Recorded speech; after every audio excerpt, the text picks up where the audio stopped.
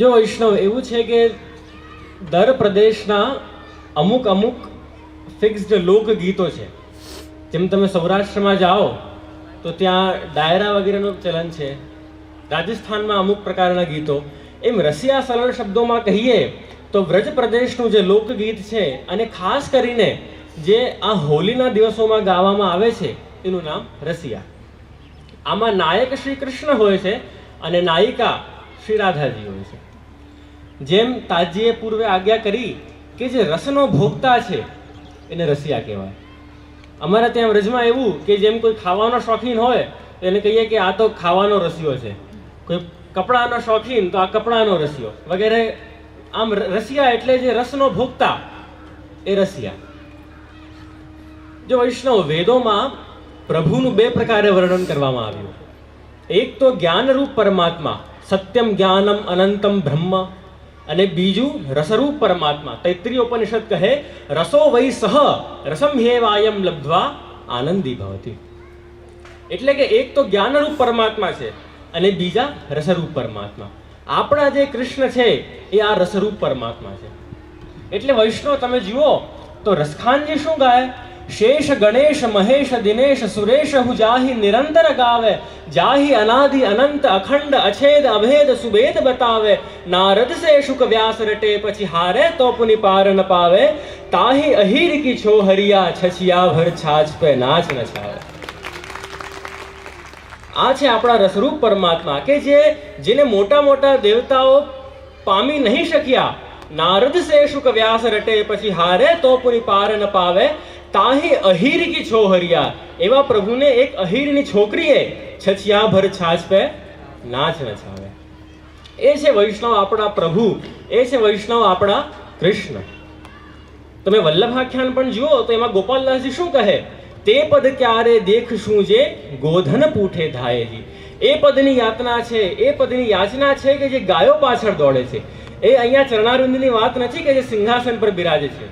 એ નારાયણના ચરણારવિંદ કે એ ભગવાનના ચરણારવિંદની વાત નથી, પણ અહીંયા તો એ પદની યાચના છે કે તે પદ ક્યારે દેખશું જે ગોધન પૂઠે ધાયેલી.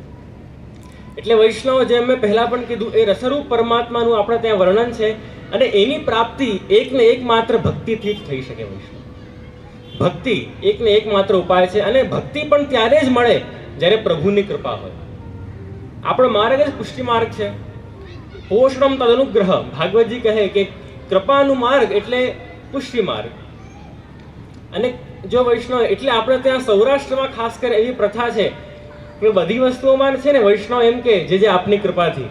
ઘર લીધું તો આપની કૃપાથી, ગાડી લીધી તો આપની કૃપાથી. એક દિવસ એવું થયું વૈષ્ણવ કે રોજ એક ભાઈ અમારી પાસે શયન પછી બેસવા આવતા, સત્સંગ કરતા. તો એ 5-7 દિવસ થયા એ ભાઈ દેખાય નહીં, શું થયું ખબર નહીં.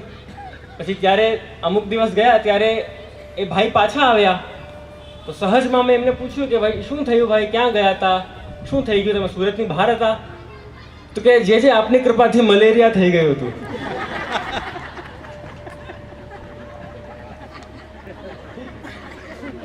કે મલેરિયા થયું હતું પણ આપની કૃપાથી સારું થઈ ગયું. એની જગ્યાએ એવું જ બોલી ગયા કે જે આપની કૃપાથી મલેરિયા થઈ ગયું. એવી રીતે હું ખબર નથી અંકલેશ્વર કે વલસાડ ગયો હતો, તો ત્યાં એક ભરતભાઈ નામના માણસ હતા.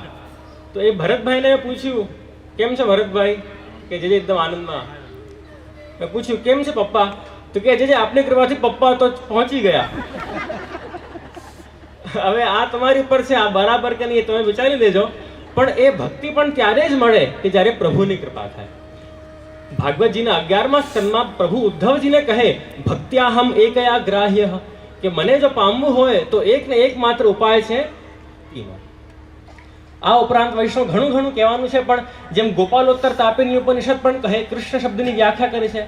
શું કે કૃષિર ભૂવાચક પ્રોક્ત નશ્ય નિવૃત્તિવાચક તયોરેક્યમ પરબ્રહ્મ કૃષ્ણિત્યવિધીયતે. કૃષ્ણ શબ્દ શું છે? તો કૃષ્ણ એ સત્તાવાચક છે, ભૂવાચક. નશ્ય નિવૃત્તિવાચક, એ નકાર છે એ આનંદવાચક છે, જે આપણે રસરૂપ પરમાત્માની વાત કરતા હતા.